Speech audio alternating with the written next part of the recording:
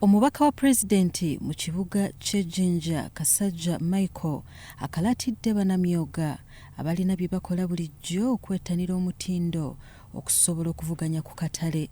Bangi nnyo bakola ebintu naye ate ng'ebintu tebiri ku mutindo ogusaanidde. Balina okuteeka omutima gwabwe n'amagezi gaabwe gonna mu kulabirira omutindo gw'ebintu bye bakola. We bakolera bangi si wayonjo ekisaanidde. Ono asinzidde mu musomo ogutegekeddwa ekitongole kya Microfinance Support Center n'ekigendererwa eky'okubangula abali mu ssako z'emyoga mu buvanjuba bw'eggwanga ku butya bwe bayinza okuwandiisa bizinesi zaabwe n'okukola ebintu ebituukanye n'omutindo.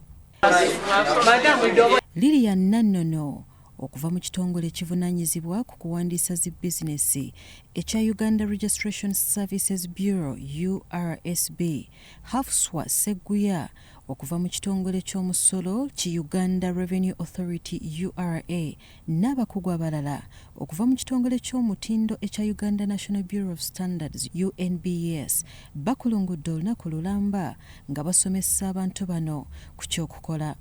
Before you even start it, please first, make sure that you formalize your business.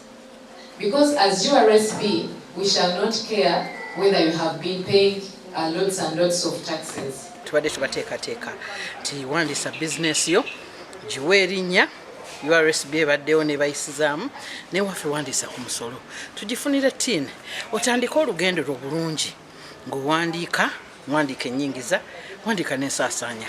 Ababanguddwa boogedde bye bayize era ne beeyama okubiteeka mu nkola nga bazzeeyo. Nze kyempizeeko mu misomo gya leero kuva mu URA mmanyi nti ndina okubeera compliant nsasula emisolo. Kuba emisolo gituyamba mu gavumenti ne tukola ebintu ebisaaniridde. Nti omuntu obanga tokoze magoba gatuuka miliyoni 10 omusolo osobola okujja wayogera nabo wabanga tusasula musolo ogwo kuba batukoze magoba ago.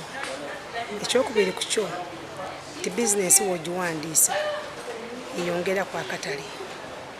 And so it will be able to help us. UNBS, they have taught us about certification. They have clarified a number of things that involve standardization of products. So we are going when we are so much empowered, particularly for my case. I have learned a great deal. Eroku Francis akulira Microfinance Support Center mu buvanjuba agamba gavumenti bakukola butaweera okulaba ng'ekigendererwa ky'enteekateeka eno eky'okujja abantu mu bwavu kituukibwako.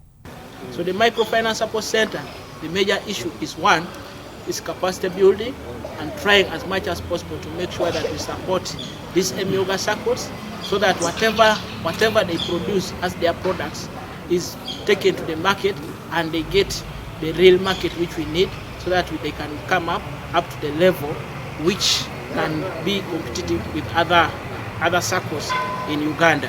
Byakayanja Amon akuyita mu kusaba kwa Good Friday nga 18 April ku Canaan Land.